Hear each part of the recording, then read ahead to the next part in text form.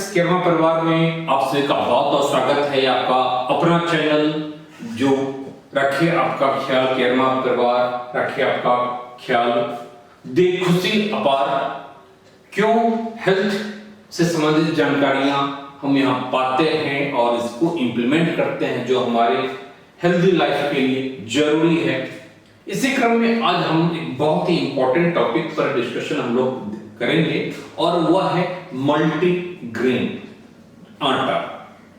हम कुछ भी खा लें, कितना भी काजू किशमिश बादाम खा लें, अगर जो मुख्य खाद्य है वह हमारा अगर सही नहीं है, बैलेंस नहीं है, तो फिर कुछ भी सही नहीं है। चाहे आप योगा कर लें, एक्सरसाइज कर लें, जो मुख्य जो शरीर के अंदर जा रहा है, जो हमारा इंटेक है फूड्स के रूप में, हमारा जो मुख्य कंजम्पशन है जिस फूड्स का, वह निश्चित रूप से हमारी रोटी चावल होता है।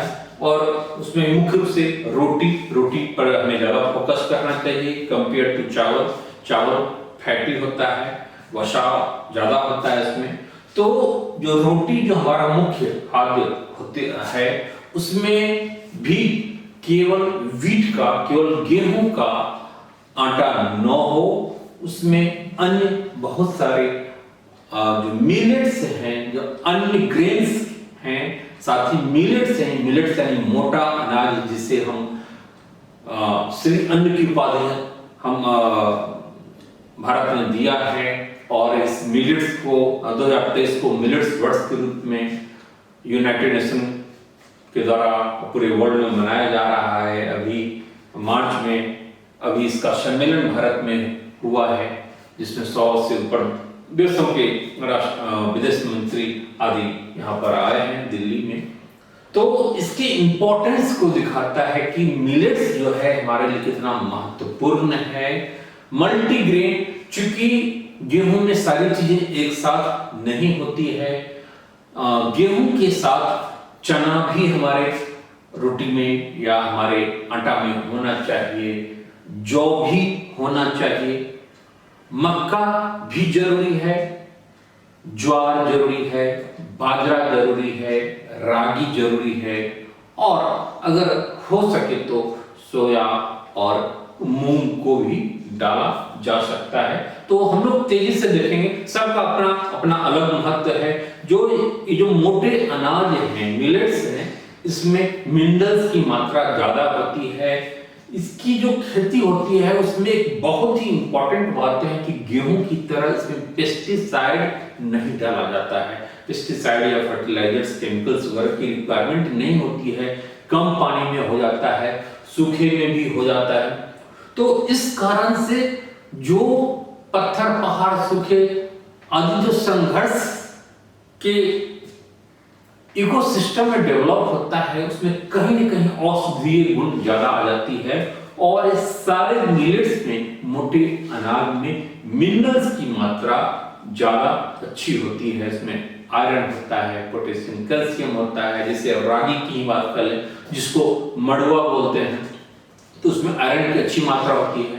अब महिलाओं में जनरली आयरन की कमी होती है, हीमोग्लोबिन की कमी होती है, खासकर जो प्रेग्नेंट महिला में प्रेगनेंसी में यह कम हो जाता है हीमोग्लोबिन की मात्रा, तो काफी फायदेमंद होता है। इसी ढंग से हमारे लिए जो चना है काफी महत्वपूर्ण है, प्रोटीन की मात्रा इसमें काफी अच्छी होती है। प्रोटीन यह एक एनर्जी के लिए जाना जाता है। इसमें घोड़े का एक खाना माना जाता है, एक शक्ति का प्रतीक है। इसमें प्रोटीन के साथ साथ वेट लॉस को भी कम करता है। ये जो मिलेट्स है यह हमारे बीपी कंट्रोल, शुगर, कोलेस्ट्रॉल आदि में भी महत्वपूर्ण। अब हम इस पर आते हैं।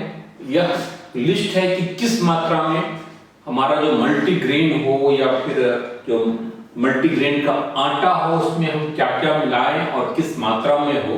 तो जैसे मेजर पार्ट इसका गेहूं का होगा, इसमें 60% वेटेज हम लोग गेहूं को दे सकते हैं, यानी 10 केजी में 6 किलो या फिर 5 केजी में 3 किलो।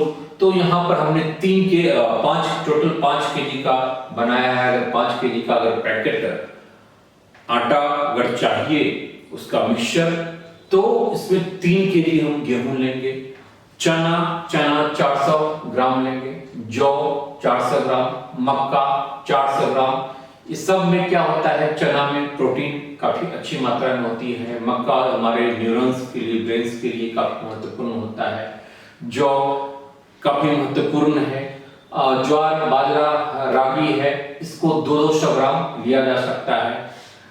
इसमें फाइबर ज्यादा होता है, आयरन्स ज्यादा होते हैं। जो हमारी जॉइंट पेन है उसमें रागी काफी महत्वपूर्ण होता है, आयरन तो होता ही है। मूंग और सोयाबीन है, इसको 100 ग्राम लिया जा सकता है।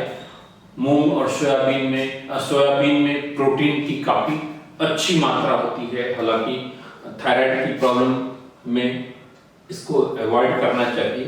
तो कुल मिलाकर के हम देखें तो 5 केजी आटा में हमारा 3 किलो 60% गेहूं होगा, फिर 400 ग्राम चना जौ मक्का होगा, 200 ग्राम ज्वार बाजरा रागी होगा और 100 ग्राम मूंग सोयाबीन को हम रख सकते हैं। हमारे लिए ऐसा करना फायदेमंद होगा। तो इस ढंग से सबको अलग अलग एक डब्बे में स्टोर हम करके रखेंगे और इसके लिए इसे अपने ग्राइंडर मिक्सचर में मशीन में ले जाने की आवश्यकता नहीं है। अगर थोड़ा सा मोटा भी होगा यानी चोकर ज्यादा होगा, रफेज ज्यादा होगा, तो हमारे लिए कहीं न कहीं बेहतर है। वह उसको प्रोसेस करने की, रिफाइन करने की आवश्यकता नहीं है और यह चीजें मार्केट में तो मिल ही जाएगा, लेकिन बेहतर होगा कि अपने ग्राइंडर मिक्सचर में हम अपने घर में इसको हम अपने हिसाब से पिसवाएं। आप थोड़ा बहुत कम ज्यादा अपने आवश्यकता अनुसार इसमें किया जा सकता है, अपनी आवश्यकता के अकॉर्डिंगली। इसीलिए घर का अपना एक विशेष महत्व है। तो इस प्रकार से हमारा मल्टीग्रेन तैयार होगा और इसको 10 दिन 15 दिन में कंजम्पशन यानी आप 2 सप्ताह के लिए आप तैयार कर सकते हैं। कोशिश ये करनी कि एक साथ 9 मिलाएं, अगर मिलाएं नहीं तो 1 सप्ताह के लिए, क्योंकि खराब होने का जो मल्टीग्रेन है वह खराब होने का डर रहता है, क्योंकि अलग अलग प्रकृति नेचर का होता है। तो इसको अलग अलग रखें, मिलाना ही हो तो 1 सप्ताह के लिए एक साथ मिला सकते हैं। तो इसको हम लोग अपनाएं, पालन करें, निश्चित रूप से हमारे लिए काफी फायदेमंद होगा। यहाँ पर बहुत सारे फाइबर्स, प्रोटीन, मिनरल्स, विटामिन एक साथ हमें इसमें मिल जाता है, जो कि हमारे शरीर के लिए काफी फायदेमंद होगा। तो आज ही आप इसका पालन करें। कमेंट बॉक्स में आप क्या रेडी हैं, आप ऐसा करने जा रहे हैं, यह आप लिख करके भेजें और उम्मीद है कि निश्चित रूप से हम सब इसका पालन करें। इस वीडियो को आप लाइक करेंगे, उम्मीद है जरूर अच्छा लगा होगा। साथ ही अपने दोस्तों यारों के बीच में शेयर करनी है।